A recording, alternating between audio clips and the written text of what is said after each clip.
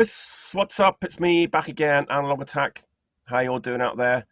And today, Professor Chris Corry is back in the house. How you doing, Chris? I'm all right. I'm Thanksgiving not. Day, I'm not a professor. It is Thanksgiving. Well, Thanksgiving Eve, technically, right? Thanksgiving Eve.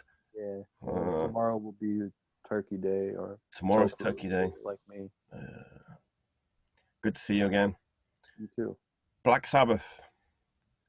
The The lost. band with Ozzy Osbourne singing, correct? Yes, sometimes he was in there.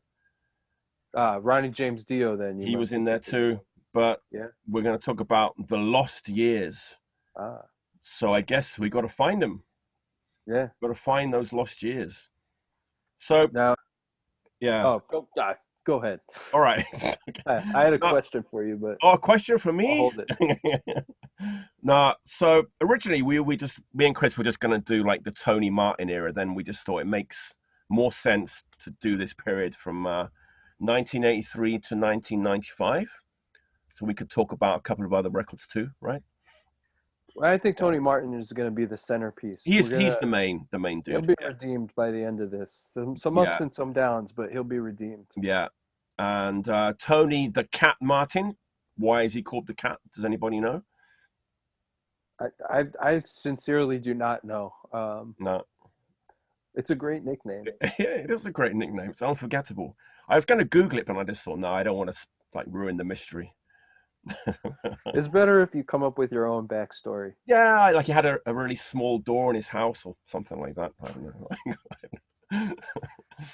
So yeah, but one interesting thing about like changing this to 83 to 95 is that like none of the records that we're going to talk about went silver or gold or even platinum. None of them. All of them. No. All the ones we're going to show. So it was kind of lean years for Sabbath. Tony was, steering the ship, keeping it afloat, right? Yep. Yep. Um, so 82, Ronnie Dio leaves, Yeah, starts the solo band, puts together and takes Vinny Appice with him, and Don Arden was right, was working for them again. Sandy Pearlman had been managing for a short while, but Don yeah. Arden is supposedly the guy that set up the meeting between Ian Gillan and Tony Iommi, and he thought, you know, what he wanted to do was make Sabbath the biggest band in the world again because he was mad at Ozzy and Sharon and some feud between them, and so he thought by bringing Ian Gillan from Deep Purple, who at that point had a solo career that was not very successful. But great Uh, though. Let's yeah, just the yeah, so the stuff that was released as the Ian Gillan band is not my bag. It's no, very but just prog. Gillen. Yeah, Gillan. I think you could see very far behind me. There's a copy of what is it? Shock Tactics, Future Shock. Future Shock. Yeah, I love that record. Yeah, it's good. it's great. He had a couple different lineups. Had Bernie Torme in the band. He had Yannick Gers in the band. Yeah, Um, but the I just don't think that stuff ever really hit with people, unfortunately. And so they brought him they brought him to the pub, and apparently he agreed to do an album when he was wasted yeah, and and he woke woke up up and and he was in Black Sabbath, right? yeah, that is the story. Yeah. Um, and they got Bill Ward back in the band too, so it's a cool lineup because it's three-fourths of the original band, and then sort of like the singer of the other early '70s proto metal act taking over on vocals, and Yeah, we're talking about yeah. Born Again. Ooh, look at that Obi. Oh yeah, makes it sound so much better. There you go. I bet it does. But do you have one of these? You know what? I don't. I thought I did, but I've got the Mob Rules one. Oh, well, just as well. Yeah. Um, so you were already into punk when this album came out, Yeah, you right? know what? I didn't even know of the existence of this record until like many years later when I kind of went back and rediscovered the back catalogue. Because, in 1983, I would have been at Stonehenge watching Hawkwind and Omega Tribe and Crass. And it's quite funny that there's a song called Stonehenge on this record. Indeed. How do you rank it now? How do you like it? Oh, I I think it's classic. Are we doing the 0 to 10 Oh, we're system? not there yet. Okay, okay, okay. I meant All right. casually. Um, Yeah. yeah, I like this is one of the first sort of like not not Ozzy or Dio records that I picked up, and I was very confused by the vocals at first, but Mm, came to love it. And at the time, I remember thinking it was a very doomy album. Sort of like the way we think of like doom mm. metal now. Interesting. Um, with Disturbing the Priest and Zero the Hero, Yeah. and like my favorite track is actually the title track, Born Again, Right. um, which to me sounds like a British Trouble or something like that. Good point. Just Yeah. really heavy, like sad song. Um, some people don't like the lyrics on this. They think people don't appreciate that Ian Gillan humor. He was going wild at this point too. There's so many stories from these sessions. He was Yep. a wild man, He lived in a tent outside of the recording studio, and and the song "Trashed" is about him actually just getting drunk and smashing yeah. a race car that he owned. And didn't they like blow up the pond and like kill all the fish, something like Something that? with like dynamite or something like that. So Uh, this is like a era of really just like people running wild, consequence free, doing a lot of drugs. yeah. Uh, so much so that when it came time to tour, Bill Ward couldn't go on tour because he had to go back to rehab. Oh man. Um, and they got Bev Bevan Bevan, another of the great Electric Birmingham. Light Orchestra, a Yeah, band that I know was near and dear to you. absolutely. That And always gives me a little bit of a kick knowing that Bev they played did a in good Black job for Sabbath. them too. He's a good drummer. Yeah. I have this. This says live in Boston, but it's actually Worcester, Massachusetts. Oh, Which is but it was recorded, I think, at the Centrum. There's a couple different versions of this bootleg, but this is a really great soundboard with Bev on drums, wow. Geezer, Tony, and Ian, and of course Jeff Nichols, who is the only guy that sticks around through all the records we're going to talk about. Right. Jeff on keyboards.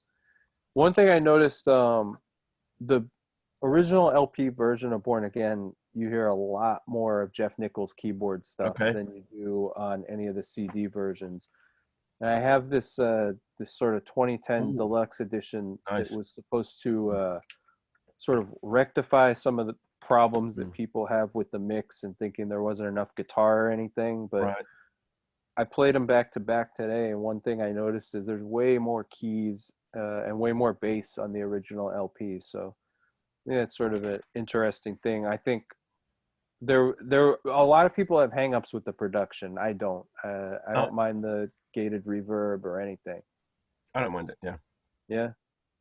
Um, yeah. I mean, it's a weird Sabbath album. It's way more ragged than Mob Rules. It sounds way more out of control, but it's like a really exciting sort of chapter in the Mm, band's history. And it's too bad they could only do one album, I think so. because Yeah. Most uh, most people most people hate the cover too, right? there's I don't I guess like a lot of people hate the cover. To me, it's like I don't know, like I don't have a I like. Wasn't that this is like the band that gave you like the cover to Technical Ecstasy. Like what do you yeah? want? What, And like even the cover to Sabotage. Like yeah. Come I on. don't Yeah. know. Yeah, it fits the era. It's appropriate. It's garish. Wasn't I think it's mm, fun, but some people, Ian Gillan hates it. mm. Geezer supposedly liked it, and then later said he hated it. I don't know, Wasn't that but drawing like? Wasn't it supposed to be originally for Depeche Mode? Did I dream that? no, you didn't dream that. I That's think right. it That's might true, have right? been used either as a single or as Hmm. a in a press clipping at some point, but without the devil Yeah. feature. So it's Right. just a normal crying baby. Right. Um, And they had opened the shows at this time with the crying baby sound effect, and they had the Stonehenge, which a lot of people think that this is Spinal Tap was actually spoofing the I Stone. was going to ask about that. Yeah. Well, Sabbath got this big foam core Mm. Stonehenge thing built, and it was too big to fit in most of the venues. Yeah. Um, People think that the Spinal Tap thing, that they're making fun of that by having the tiny Stonehenge, but actually Spinal Tap was written and filmed before the Born Again tour even started, and so it's like Okay. this weird like misconception by most people. Yeah, it's a bit of an Uh, urban myth, that one, isn't it? yeah. Yeah. um, so it's just a weird synchronicity that it happened that way. But yeah, I think it's a great album, and it brings back some of the vibe of the '70s albums. Yeah. Even like the sorry, even like the back looks kind of really Right? seventies looking. I think it's also just they're all dressed so strangely Yeah. in this record, and like in the promotional photos, Ian Gillan's wearing like this. Look at this tunic or whatever, So a cool. poncho. That's cool, man. I don't know. And then Bill is wearing like a sport coat, Yeah, and yeah. Tony's got like this pirate But shirt. it I mean, totally doesn't look like it's from like '83. It looks like it '78. doesn't at all. No, well, Yeah. nobody is wearing like any kind of makeup. There's a lot of Uh, facial hair.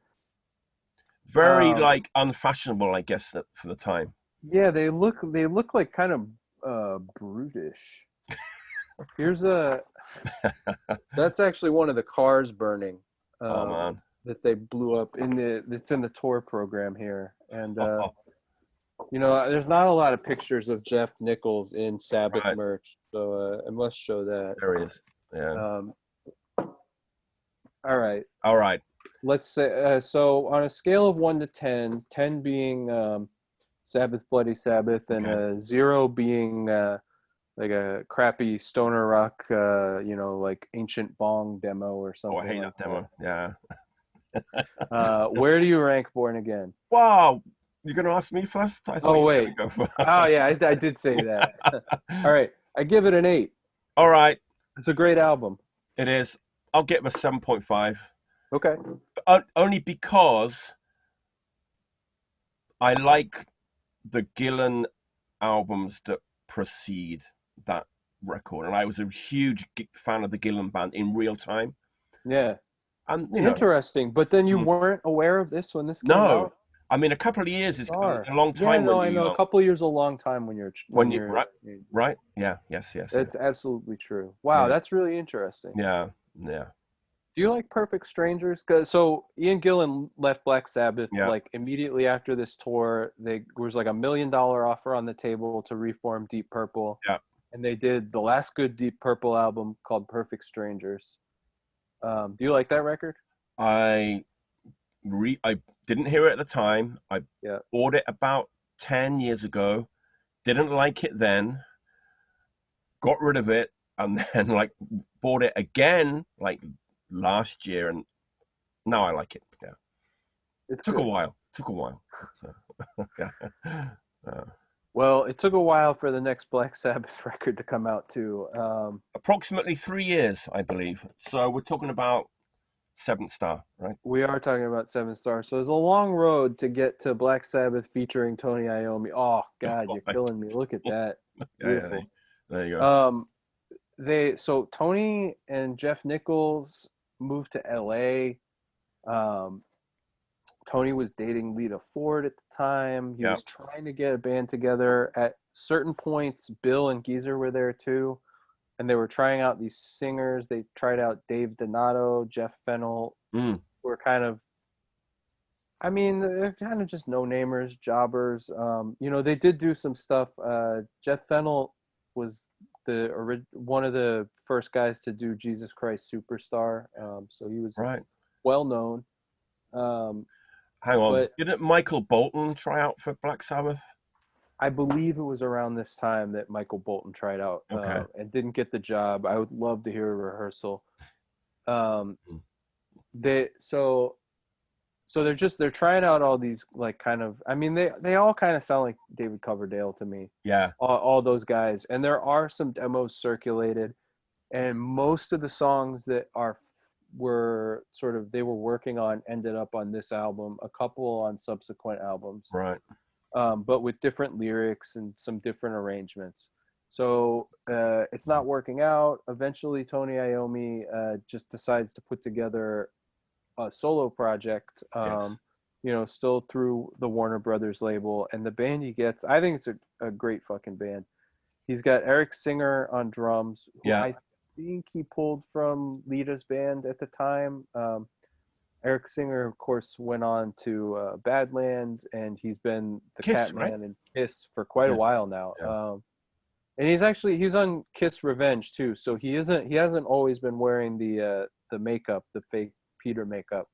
He played on Revenge, which I think is a pretty credible Mm. album. Dave the Beast Spitz on bass, and his brother is Dan Spitz of Anthrax. Yeah. Jeff Nichols on keyboards, credited as a full-time member. And Mm.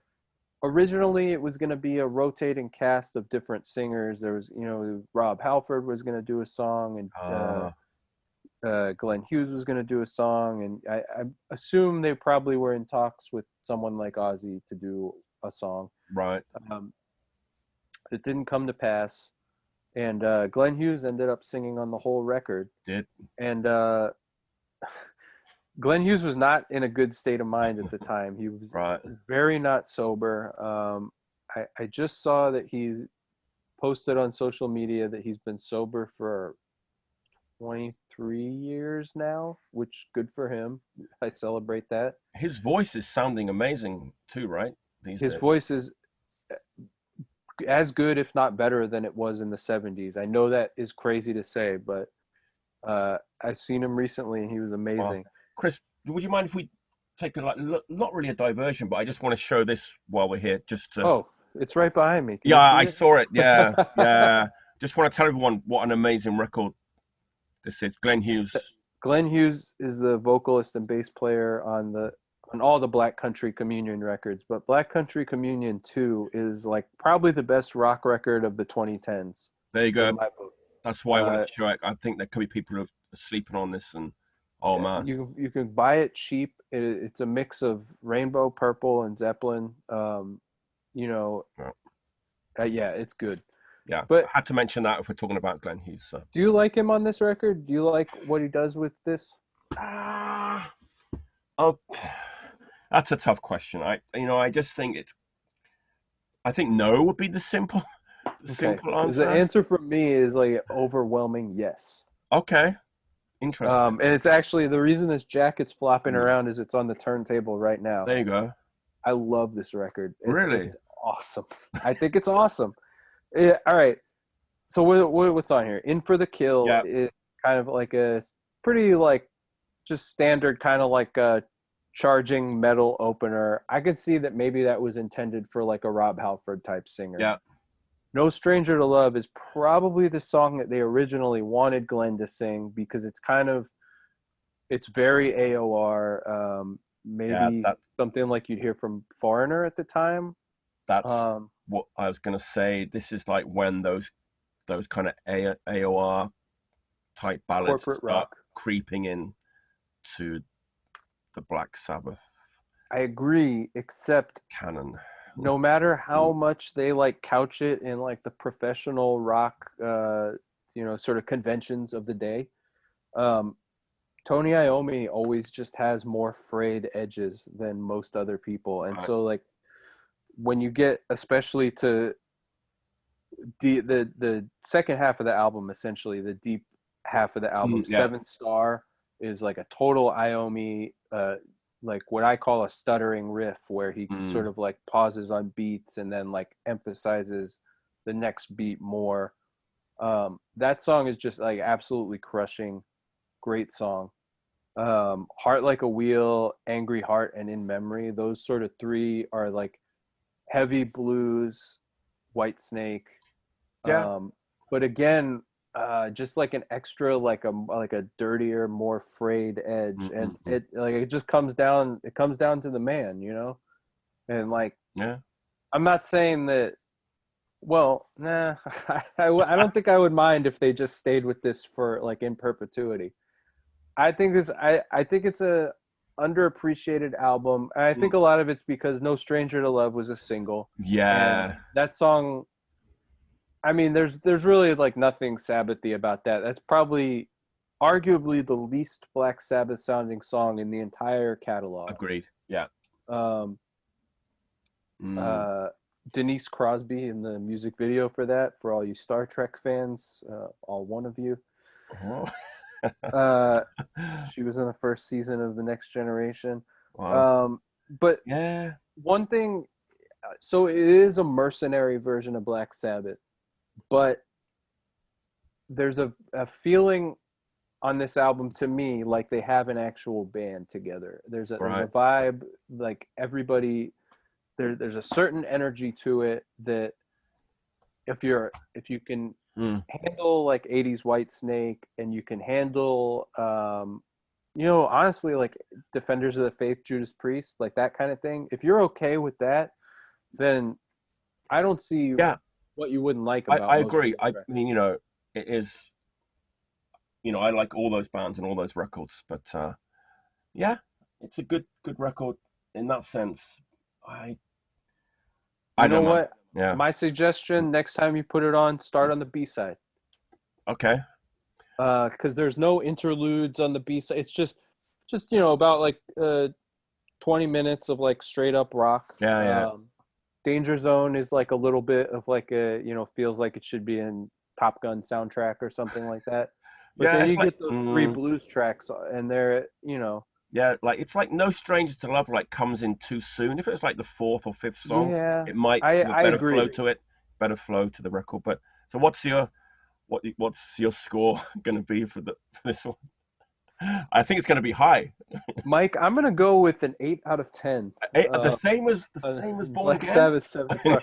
I absolutely I love these records so dearly and so equally, and I don't care. This is my favorite band in the whole world, Okay, and I appreciate the risk that they took on the 7 star album, and I wish people would see it in a kinder light. right. So now, what are you gonna rank it? Well, I'm going to give it a hearty 5 with a Okay, bonus point 0.5 for Tony Iommi keeping it together and steering the ship okay. in tough times. So 5.5, 6. Well, they went out on tour for that album, and Glenn Hughes lasted about 5 shows. He did. I've heard a couple of bootlegs, including one where they're doing a sort of a warm up just for the crew Right. and family members. And it pains me to hear his voice in such bad shape. I saw Glenn Hughes in 2018. Um, he was doing a set of all Mark III and Mark IV Deep Purple stuff. Mm. And the show was in New Jersey. And he apologized to the crowd for playing badly with Black Sabbath 32 years prior, which is very endearing to Oh, me. wow. Um, Now, a nice postscript is that Glenn, when Ronnie Dio died, Mm. there was one fest appearance that Heaven and Hell had booked, and so they brought Glenn in as a tribute and as the last show for the Heaven and Hell lineup of the band, and Mm. he sang great. I've only heard audience recordings, but he did great with all the Dio era songs, and so I think that was kind of his ultimate redemption for the Black Chris, Sabbath story. when Glenn was in the band, did they do like Aussie era songs live? Absolutely, they Oh did War yeah. Pigs, Children in the Grave. They also did a couple of Ronnie. So they did Heaven and Hell, Okay. Mob Rules, and then they did a lot. They were really trying to promote the 7 star album. Right. As it turned out, they they knew that Glenn was going to maybe be a liability, and so they had already been sort of grooming on the side a new guy named Ray Gillen uh, to replace him. And Glenn actually was friends with Ray, and when Ray showed up at the first show, you can see the Badlands record behind me as Yeah. well. There you go. And also, I should point out, Mm. wait, there, that Mm. where my finger is Oh, pointing is the yep. Yep. first Glenn Hughes solo record. There you go. There you go. All right. Um, Oh, Ray Gillen, who went on to form Badlands with Eric Singer, yeah. when Ray showed up, Glenn sort of knew what was going on and was very cool about it, and actually at some point had maybe taken Ray under his wing a little bit. So there were no hard feelings. I think Glenn knew that he was not in good shape. He had also apparently been in a fight where he was punched in the throat, I've seen and him he was tell stories where he says that's the reason why he couldn't sing because he so was he puts it down to that. Other people think it was like rampant cocaine abuse. okay. I don't know. I Yeah, wasn't there. who knows? Yeah, At any rate, Ray Gillen took over singing for Black Sabbath within the first week of that tour, pretty much. right. Um, this is Ooh, actually a cool bootleg that I have wow. that the is Ray's last show with the band. It's at Hammersmith. The back cover says, "Attention, the cover of this album may be slightly con- contaminated by radioactivity because it is manufactured in the USSR." This Amazing. show, this what you hear on this album is Ray Gillen winning over a crowd of people who are like, "Who the fuck is this guy? Yeah, He's man. not even British." And by the end of the show, like the applause just will not end. And the set Wow. is amazing on this. They do. I'm just gonna read the whole set Go, list go here. ahead, man. Yeah. Mob Rules, Children of the Sea, Danger Zone, War Pigs, Heart Like a Wheel, Symptom of the Universe, Mm. Sweet Leaf, Seventh Star, Turn to Stone, Die Young, Black Sabbath, Nativity in Black, or Nib, Neon Nights, Heaven and Hell, Children of the Grave, and Paranoid. They were still Jesus. promoting the Seventh Star album. That is like half the album is on this. Ray is amazing. His voice is impeccable live.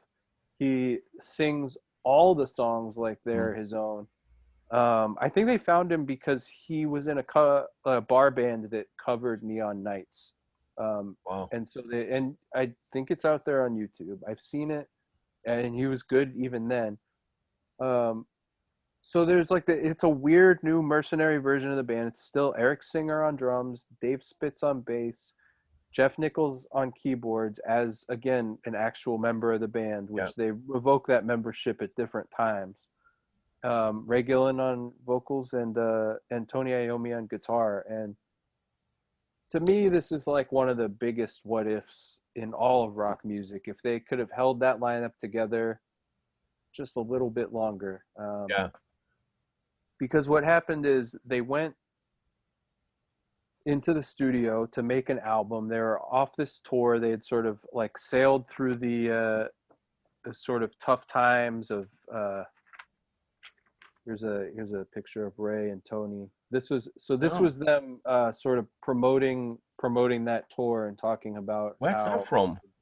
I think I Don't know. pulled this out of a hit parader actually. So they Wow. they were basically they were doing press for the tour saying, no, this is the new Black Sabbath and we're going forward like this. And it was a fresh start for them. So they went to Chris Tangier's Mm. studio and they started making the album that became the Eternal Idol. Yes. Um, for what happens is the production's taking a long time. I think Ray was maybe there was some friction with Ray where from what everybody has said, he's an amazing vocalist and an amazing performer. He was not really much of a guy to write lyrics and Mm. he had trouble with arrangements. So I think they actually brought in Bob Daisley kind of early just Okay. as a lyric writer and somebody to coach him. Uh, Dave Spitz leaves somewhere in there. Um, it's not clear how much, if any, of the bass he had completed. Mm. So then it's like maybe Bob Daisley is going to do session bass. Jake E. Lee is putting together a new band, and Ray and I think Eric Singer at the same time audition for it, get the job, and basically say, look, this Black Sabbath thing is going nowhere. It's a disaster. Mm. The album's not even done yet. And they split and they start Badlands. And all of a sudden, Tony is, on the hook with, Warner Brothers and Vertigo Records for a full album. And he has to deliver something. Now, there is a version of the album, The Eternal Yeah. Idol, it was complete that had Ray Gillen singing and because I'm an insane person. It's out there, right? Oh, you've got. Now let me I did explain not this. know that existed. There's like an official Well, I'll CD, right? explain why it exists. So Okay. this 2010 Oh, version, yeah. CD version of the Eternal Idol was the first official released version of the Ray Gillen Eternal Idol. It had been out there on bootlegs, but like some of the versions were like missing all the guitar I solos. see. Mm. Some of the versions were really rough. This is a complete. It's an 8-song version of the album, so all it's missing is the little acoustic interlude that you Okay. hear on the properly released album. It's got all the guitar solos. It's a little bit rawer than Mm. the version you hear. Some of the drum fills are different, and I'll say something about that before we move on. But Okay. Cool. it is and some of the keyboard stuff is a little more restrained, but it is for all intents and purposes a full album. It's never been bootlegged to vinyl. I've been waiting for the last 10 years. So finally there's a place where they take these plastic blanks and they'll cut you one of an album, and you can make it with a cover. And I'm sorry, but Don't- I love the Ray Gillen version of this album. Hang on a minute. So, are you telling me that only one of those exists in the world? It's in my hand right here. Can you show the Uh, record? it was I just 30 want to see. bucks. 30. Yeah, 30. Uh, let's see. They even put these little labels on there for you.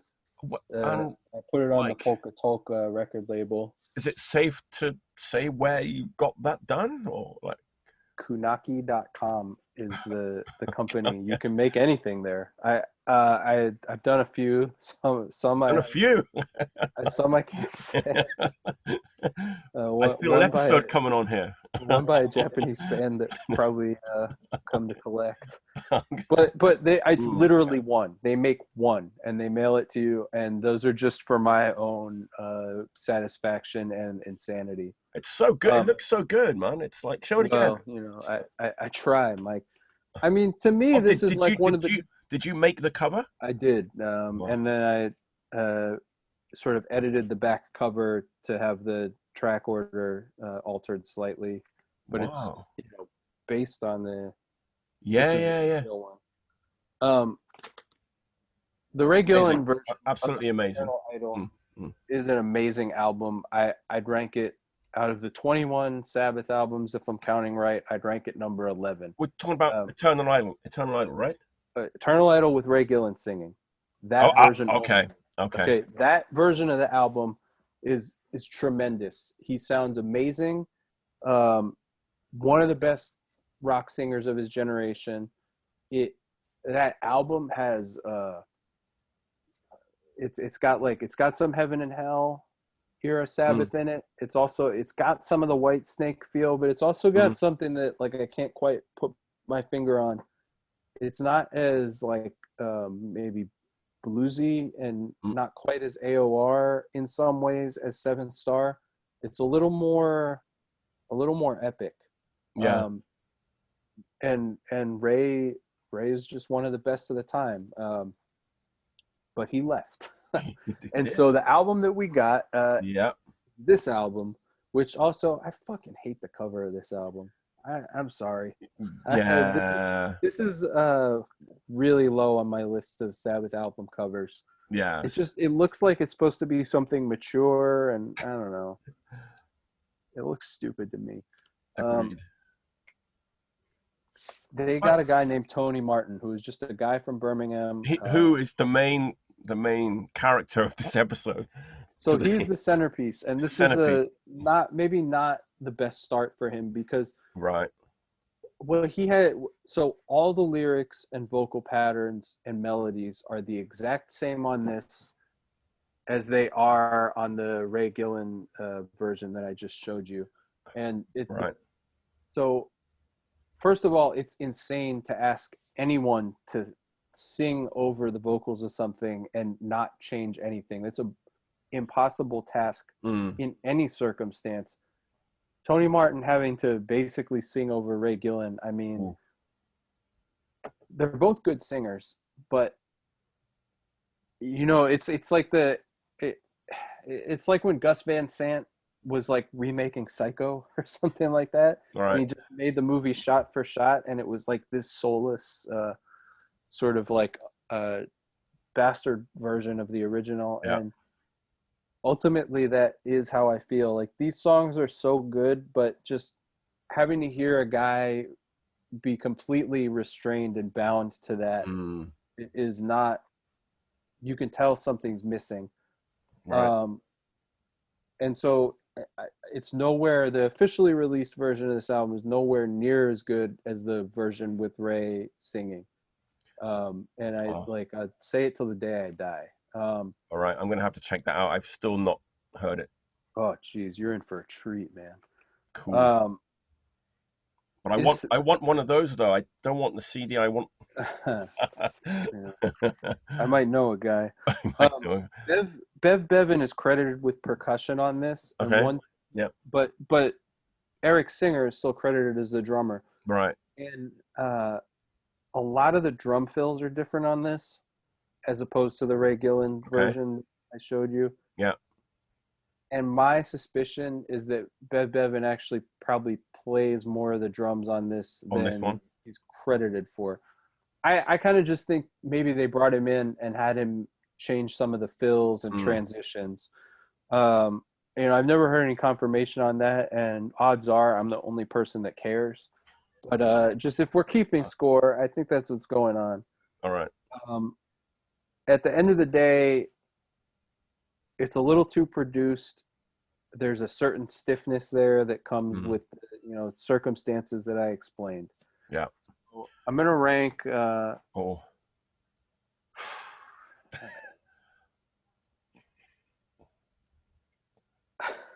11. Giving this a 9.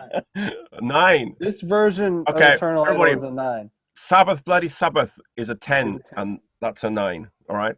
Okay. Well, so another album that I would consider a 10 is Heaven and Hell. Yeah. And Sure. I put this just below Heaven and Hell in terms of how much I love it. It is Um. so a constant favorite since I first heard it. And then what about the cat version? Giving it a 6, man. I I've It's you decided to can't give it compare. yeah, I give it a 6 too. I really like this The Shining. That, and wait till you hear what I consider the real version. Okay, okay. It's Right. almost unrankable for me because you just there's a better way. That's And interesting. that is not a dig on Tony Martin, who I think is a really talented guy. Yeah, He just was given a task, a job, and he took it because right. he was a struggling vocalist.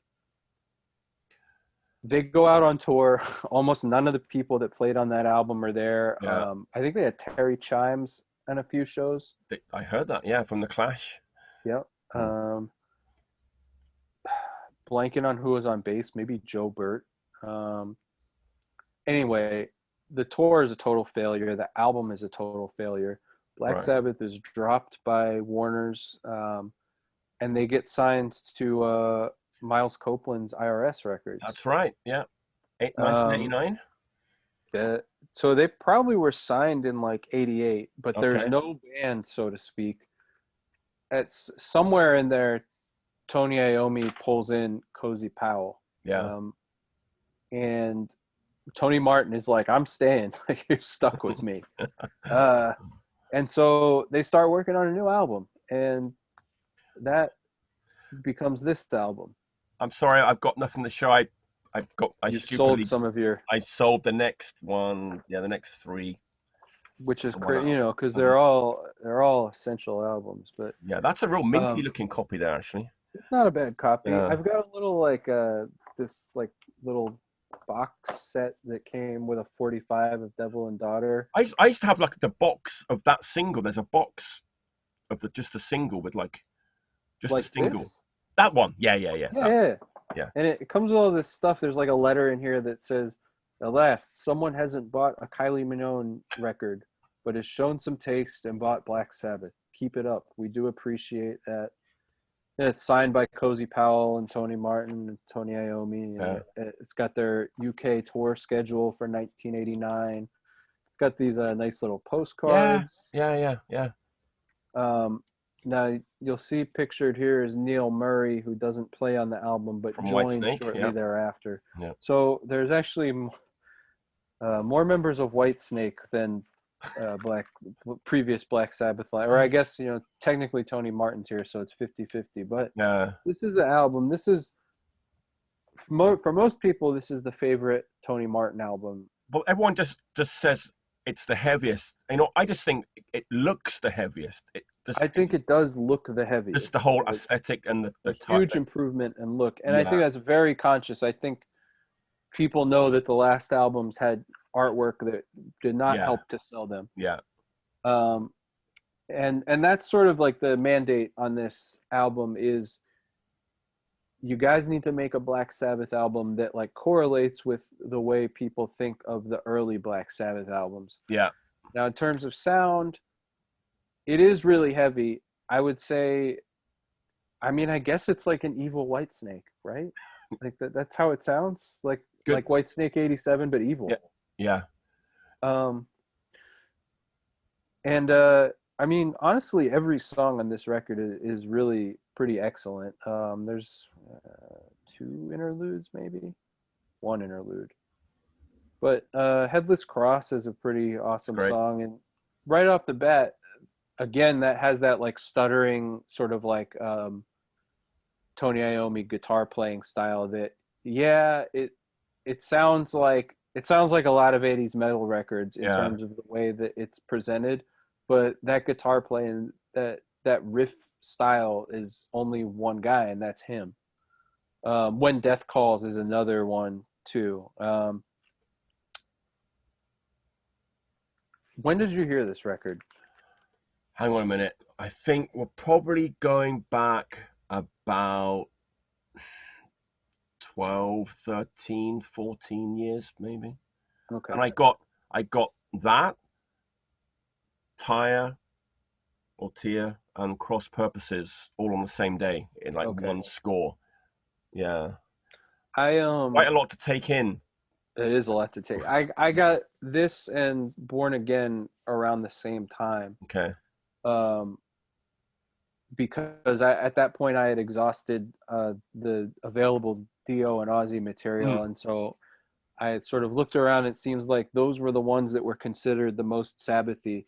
yeah. And the main thing I thought about this was it reminded me a lot of Candlemass, Yeah. um, Yeah. and which is funny because later on Tony Martin actually did a track or two with them. You did. Yeah. He was gonna maybe become the singer, but I guess they decided against it. Mm, Um, yeah, it's got that like very epic sound, but it is very doomy. It's it very is. Yeah. produced. Um, but I think this record's great, man. I like it. Uh, Yeah. What are you gonna yeah, give it?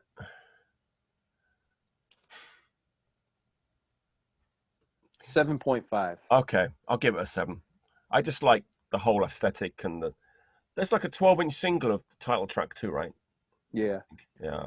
I think one of the criticisms is that the lyrics are like overtly reference like Satan and like evil a lot, and maybe that's a little corny or a little beneath them. But I don't like. What do you want, man? You like damned if you do, damned if you don't. Yeah. Um, they went on tour for that, and I think the tour went pretty well. That album didn't like you said, it didn't go gold or anything, but it did Mm, really well, especially not surprisingly in Germany. I think it has a very European flavor.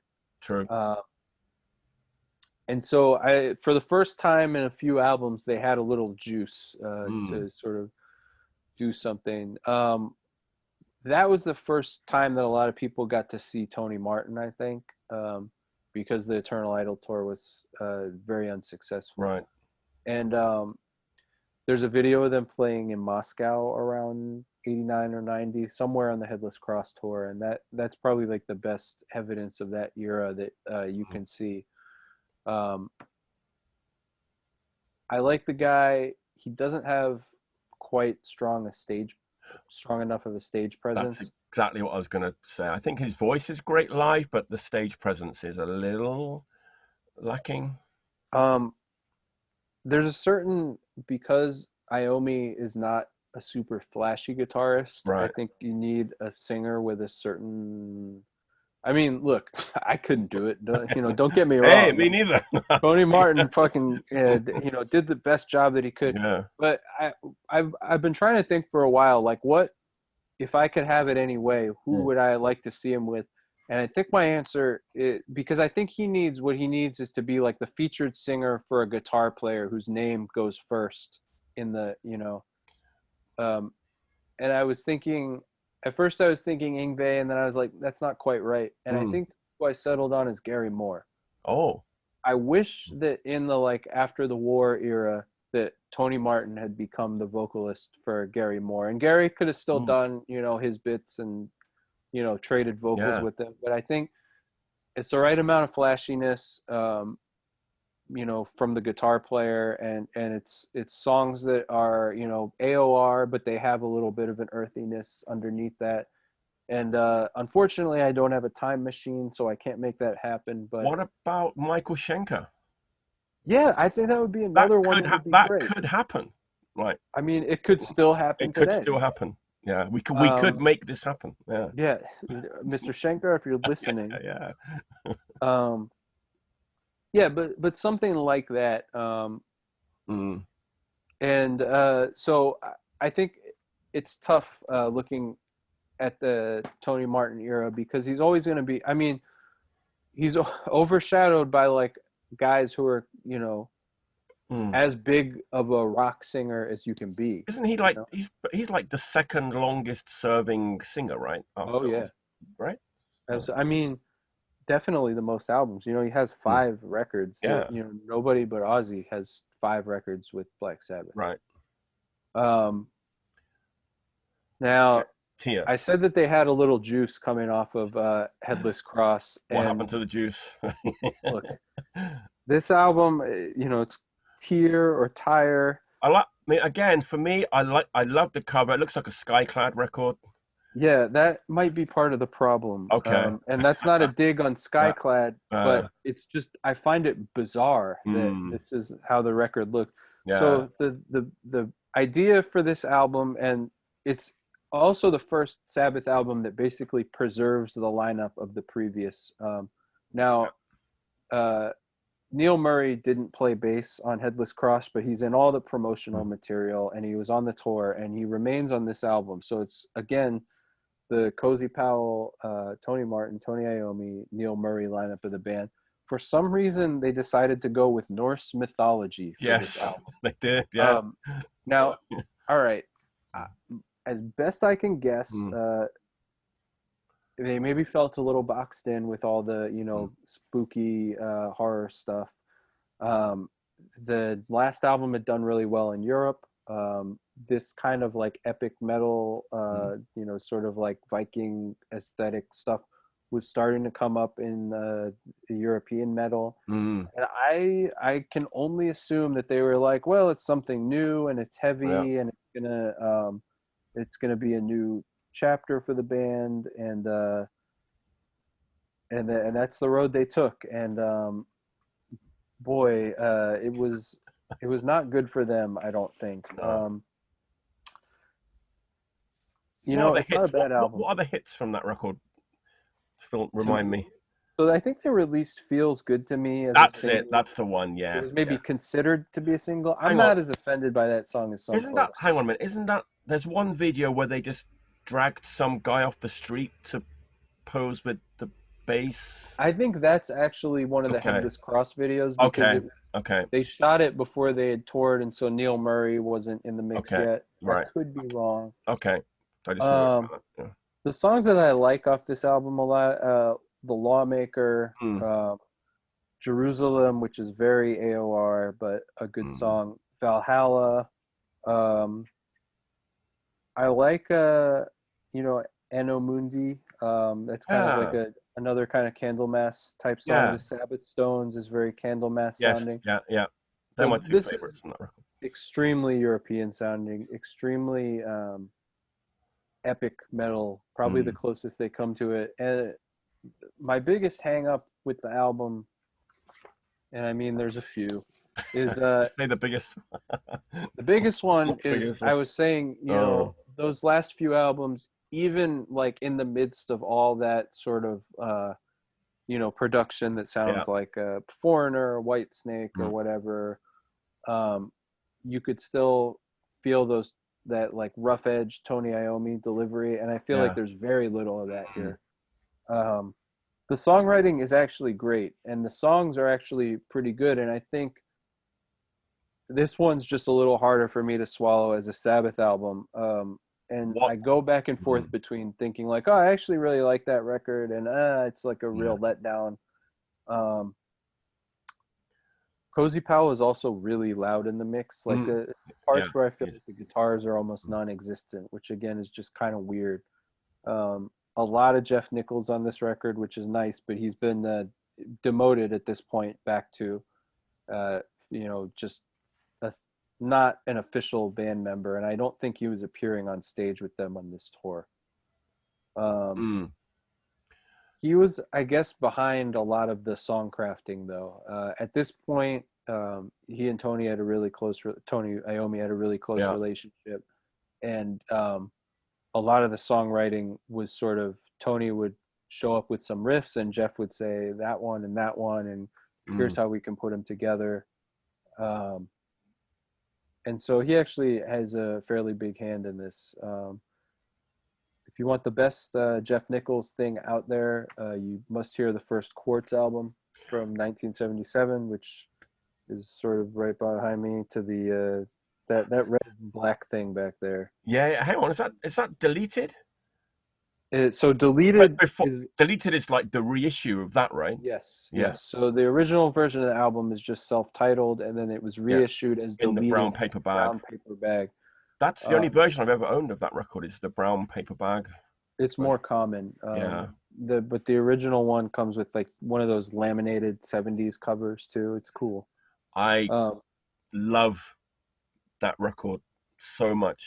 I you know I can't even tell you. I've been like so obsessed with it in the past couple years. Me, And produced by Tony Iommi. yeah, this Mainline Riders is like the best. Like, I mean, Yep, that is an unbelievable opener. it is. Pleasure Seekers, Yeah, um, there's even the Devil's. flute in there. Yeah, it's got that great cross section of like proggy elements, but Yeah. it's not prog. It's very like it's almost like a Priest vibe, Mm, like Green Manalishi era, mm, but mm. just little bit less commercial in some Yeah, ways. yeah. Classic. Um, Yeah. Jeff but Nichols. Yeah, Jeff Nichols, we love, God rest his soul. yeah. But So I think Tyr is not the I'm best thinking we're representation. going low. We're going low. I think here, aren't we? Yeah, Yeah. I give it a 5.5, All man. right. I'll give it. Uh, Yeah. I'll give it a five. yeah. Yeah. There are some good songs on here, and I may change my mind later, but I think the Lawmaker is my favorite track. Mm.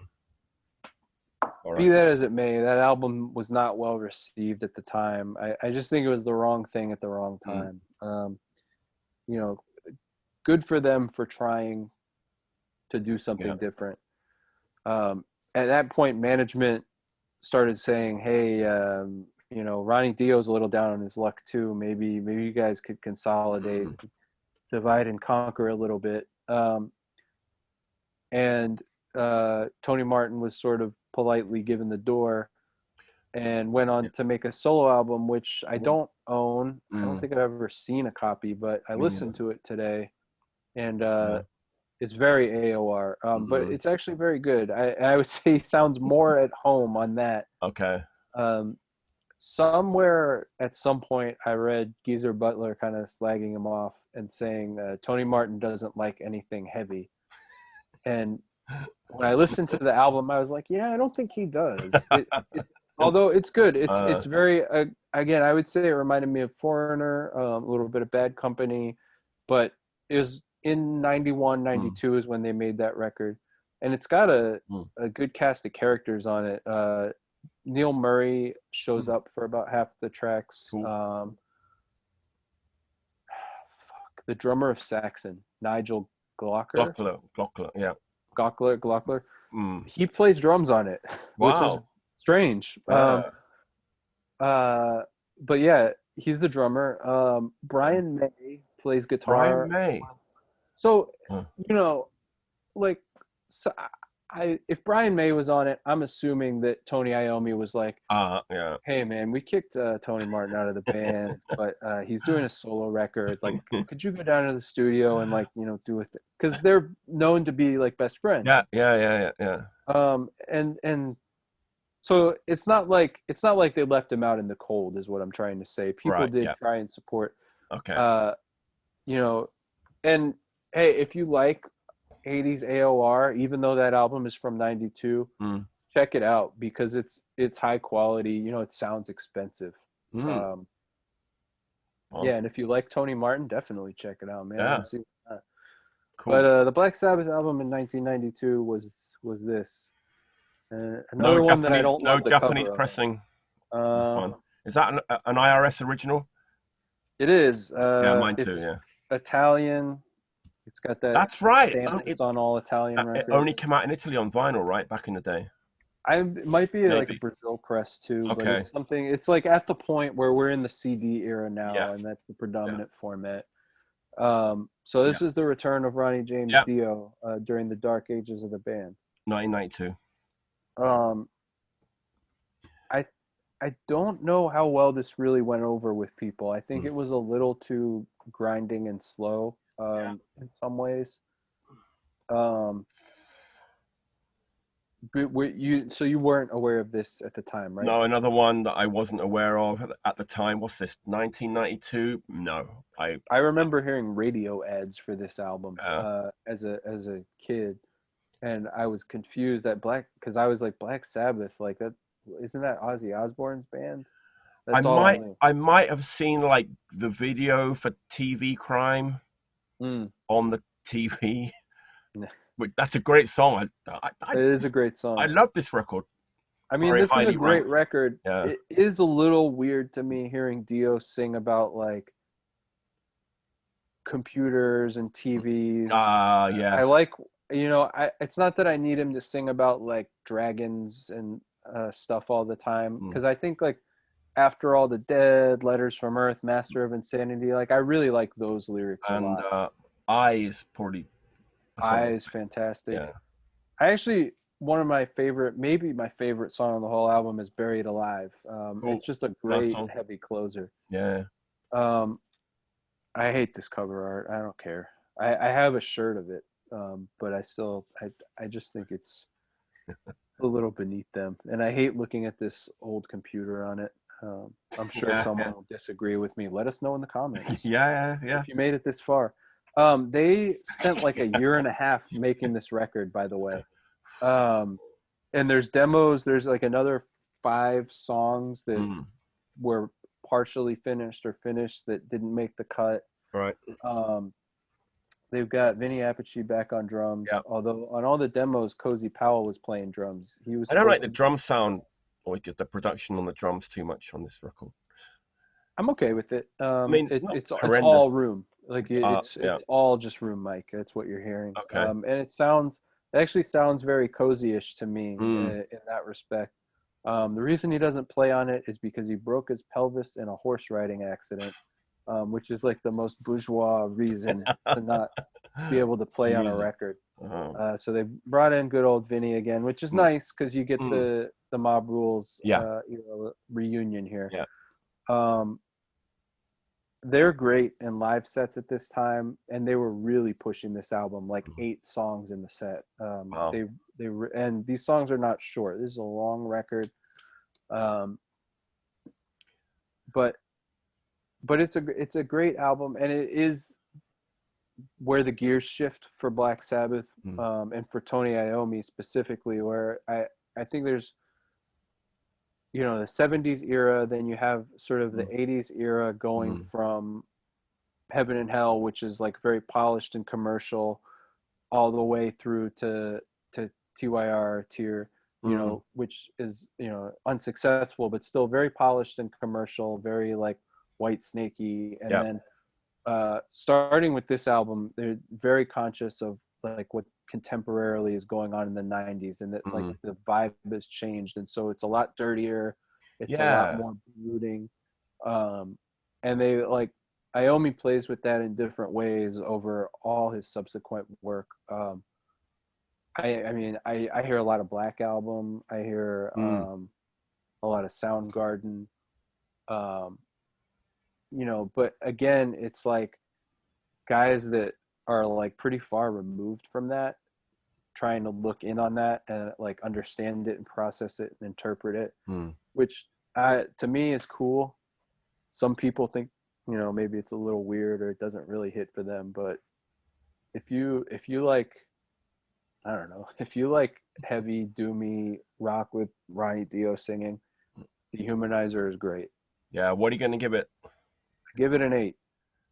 I'm giving out a lot of 8s, but Yeah. like I said at the beginning, this is my favorite band. So like for the Yeah. most part, I'll give it yeah, an eight. yeah, I'll I give it love an it all. 8.5. I think I've been a bit mean, Oh, mean so far, so I it's all right. give Dehumanizer an You 8.5. know what?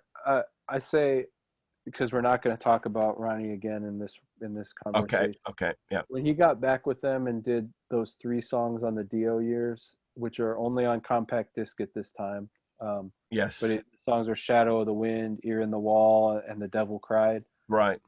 Those are on par with Heaven and Hell to me. And then the subsequent album that he did, The Devil You Know with them, I think I like it just a tiny bit better than Dehumanizer. Me too. And that's just absolutely super heavy, Uh, man. man, I played that thing to death when it came out.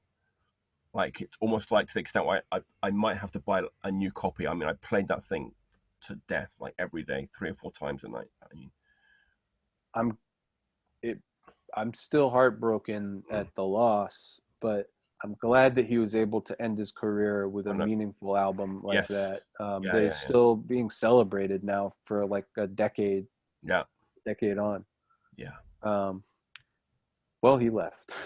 Yeah. And he He left, he and then had a fight with them at the end of tour. yeah. Um, There's a and you know what? I didn't even mention this, but when they were making Dehumanizer, they already kind of weren't getting along with him. right. And supposedly, at some point, they took a month off and flew Tony Martin in and had him try to sing the record. And I've never heard it or even heard of anyone having it. And the thing is, I just don't know that anybody would really want to hear it. But apparently, there's a version of It Dehumanizer that he sang exists. the whole thing. Yeah. Which is Wow. That will so probably see the light of day, like at some point, right? Maybe. somewhere, somehow. Right. But, I just don't know that anybody's clamoring for that because, Mm. I Wow. mean, Maybe yeah, most people but, didn't know about it until now. well, The cat is out of the the bag. cat was out of the bag Bag. then, and Yeah, he yeah. he came back There you go. for this album, Cross Yeah. Purposes, which Right. is also one of the worst Black Sabbath album covers. And Just title. terrible. I don't know what the Yeah, title. It's it's so not very like good. vague and just kind of like I don't know. I think it's supposed to evoke, like, remind you, like, hey, remember Headless Cross? But like most Yeah, people wouldn't have remembered that at this point. Um, this is weird. So the band dissolved again because Ronnie left and Vinny Appice left mm, right yep. after. Geezer stayed, which is weird. Mm, And they had done these 4 songs with Ozzy Osbourne as an Ozzy farewell thing yeah. at a live show, which is the reason that Ronnie left. He was insulted by that. So Right. um, for a minute, they thought that they were going to get the original 4 back together, and Bill was around. And they went ahead and booked a South American tour. Ozzy ghosted on them, and they did this weird South American tour where it's the 3 original instrumentalists and then Tony Martin singing. Um, it's not very good. Mm, He looks like he doesn't know why. Look, everybody in the room is like, this is not what we wanted. right. And Bill Ward actually looks a little lost himself. Mm, It's uncomfortable, and also again, like, it's not really fair to Tony Martin. He's in a terrible position there, uh, and the guy's trying to work. Yeah. Um, so Bill Ward left, and they got Bobby Rondinelli, Hmm. who you probably would know from Rainbow's Joe Lynn Turner records, Yes. Yeah. among other things. But they made this album Cross Purposes. Uh, sadly, this is the worst Black Sabbath album to me. It's just they're trying. There's just not. I don't know, man. There's like the songs don't really like Yeah. stick to. I don't really have anything to say about it except that what I've already said. I don't even remember. Like, what other kind of hits on that record? Eyewitness, Okay. Yeah. Virtual Death, Mm. um, Back to Eden is kind of like. So I think that song is interesting because that's one of the first times you hear like a really pronounced Soundgarden influence Mm. coming through the band. And this is '94, so Super Unknown would have been Mm. either Yeah. out or about to come out. Yeah.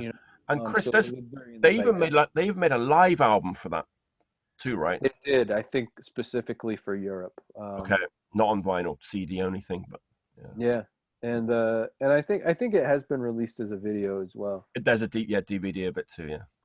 Um, yeah, it doesn't work. And you would think like Geezer would maybe like bring a little bit of a spark back, but it's Mm. odd. Yeah, that Uh, one gets a 4 from me.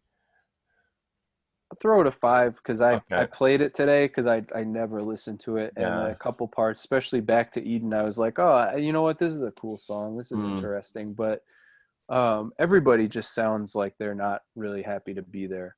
Right. And then that brings us to now. One of the That most forbidden that albums in the catalog. that's never been released officially on vinyl, am I right? No, you're incorrect, man. This is a Oh, Brazilian pressing, ah, and yes, it is that's the only version that is official on vinyl. that's the one I had. And Mike,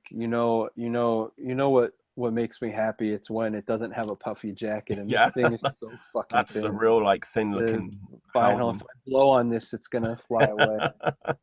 Um, So this is the record that if anyone goes online, you type in Black Sabbath albums ranking, that one always, without, I mean, always seems to come at the bottom. And I wonder if the people have actually listened to it. it's always this one and Seventh Star that get Yeah, slagged off the right. most. And it's like, Um, oh, Ice-T raps all over the record. No, he doesn't. Let's kind so of ignorant. let's put that myth to rest right now. He doesn't rap all over the record. It's just like a spoken word, really short, like kind For of spoken. 4 bars, Right? like in the bridge, he Every just like time I he see that, I'm like, has no, he does not. There's no rapping on that fucking record. It's like, what? no, man. Oh, All right, so yeah. let's start Sorry, from the I'm a top. little bit passionate about that. I hate. I'm very passionate about Yeah, this record. yeah, This album brings back together the sort of the Headless Cross lineup, so to yeah, speak.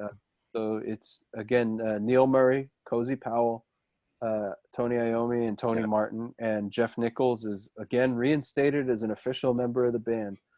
Um, Ernie C. from Body Count is the But producer. that's another Now, thing. What it must be? There must be rap on it. Then is what people are thinking. It's God, just yeah, like, yeah, because there's rap in Body Count, like a Body Count, a rock yeah, band. Um, So first things first, yeah, I think they recorded this album in like 3 weeks or mm, something, and there was some buzz even around the time that this was just to fulfill a contract so that mm, they could move forward with a reunion with Ozzy. Um, I don't know who knew when and what they knew, mm. um, but that shouldn't color anybody's perception of the album. There's also people don't like this art, and I don't I really know think, why. It's I a think little bit cartoony. a little bit, but when you look at it, the whole thing looks great. I love like just the way it's laid out, the logo under the. It's classy. I mean, it's a little I bit. think it's really cool, man. Yeah, I really like this artwork yeah. actually. It could Um, be like a Ratos de Paral record. I don't know. I'm just saying that because it was pressed in Brazil. But I don't know. Like, it's uh, I mean, mm, yeah. So and I like that it's got little like cartoons of everybody. Like there's Cozy, yeah, everybody that was even like involved in the production, and yeah. there's Neil Murray. Um, all right, the Mm, the this record is the sound it's almost like the sound of a band that's like, you know what, let's do something off the cuff, and let's not like worry so much about, you know, arrangements and everything Mm, like that. It's a right. way looser record, Mm. and it goes so much further for that. It's honestly, this is the best Tony Martin Sabbath record in my opinion. I, I'll say it. you said There's it. one song I don't like. Yeah. It's at the end of the A side. It's called "I Won't Cry for You." It's a very Mm, boring ballad. yeah. Um, Other than that, just pure hard rock, heavy metal power. Um, One thing I like is that, so like on Tier, especially, Tony Martin is doing a lot of like layered, very melodic vocals, and Mm, this is yeah. more just like back to a hard rock bluesy Back to thing, like basics. Yeah. really back to basics. You know, like just um, a lot of Soundgarden, I would say, but you know, simplified, because Soundgarden sometimes had very tricky arrangements, and this Mm, is I mean, in some ways, it's like it's almost a throwback to like a Volume 4 kind of thing, where it's just like they leave the mistakes in a little bit, you mm, know. mm, mm. Um, Yeah. If I was to go back and re-buy some of those records that I sold, that one and Headless Cross would be the two that I would re-buy. I think those are his two best Mm, showings, and like yeah. uh, maybe his best song with the band is "Guilty as Hell," and that Mm, starts off the B side on here. yeah. That it's an incredible song. It's really, you know, it's not even long. It's just like a total fist pumper. Yeah. Illusion of Power is the song with Ice-T doing the He spoken does words. not rap on it. I'm going to say that again. Absolutely doesn't rap on it. No rapping on it. And that song is actually really cool because it's It's a kind good of opener. it's it's a little bit they swing the beat a little bit, Mm, and so it's actually, I mean, it's obviously meant to evoke a song like Black Sabbath the song, mm, yeah. or War Pigs or something like Yes. that. And I think it does so successfully. It's a really cool song that gets like such a terrible rap, I pun knew you. intended. Um, Yeah. yeah, man, like that song's good. Get a Grip, totally rocks. The song Forbidden Mm, is yeah. excellent, and the song Kiss of Death is like one of their best doomy songs Yeah. Yeah. of the Tony Martin era. Like if you like Headless Cross, hear the song Kiss of Death, because I think it one ups even like the heaviest Mm, moments on that. Um, I love this record, man. It just sounds like a band that really has nothing to lose, um, and it's comfortable mm, just kind of like stripping away a lot of the artifices that have sort of been built up over the years. yeah. And you know, unfortunately, like the climate at the time, anything that wasn't with Ozzy on vocals was not going to be properly reviewed. And so it was, you know, 1995. Yeah. it was just, I mean, because at that point you had, you know, the Nativity in Black um, compilation album with Mm, all the right. popular bands covering Yeah. Sabbath songs and stuff like that. And sort of like people were waiting, you know, it was a real like will they or won't they kind of Mm, thing with Ozzy. And um, you know, so I think it never had a chance. It never had a mm, chance to really be taken on its own merits, right. which is a shame, because it's also like this lineup of this band is a band that worked really hard and like and was out there carrying the Black Sabbath name and Yeah. trying to do something with it that was still their own. Mm, Um, and so you know, it's nice that they finished on a really good album, and you know, it's obvious they have chemistry mm, together. They yeah. had something as a group, as a unit, you know, which is obvious because when you go to Cross Purposes and it's just like these four random dudes that all have, you know, credentials and have the ability but just can't make an engaging album, and then you get to this, Yeah. it's very clear that that lineup of the band, the Headless Cross version of the band, actually was a special band. And you know, Tony the Cat Martin, is a integral part of that. Well, here's the thing for you. I was just thinking, so if Ozzy was to pass away, which he will at some point, hopefully not soon. Hopefully not There soon. could well be some kind of tribute show. Who is Tony going to get in? Is he going to get the cat, or is he going to get lots of different guest vocalists? I think you see guest vocalists, That's what I think so too. Yeah. but his go-to guy is Glenn Hughes, Right.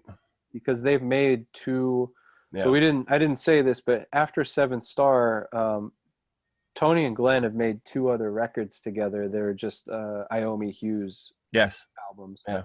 and those are very extremely Soundgarden influenced. Right.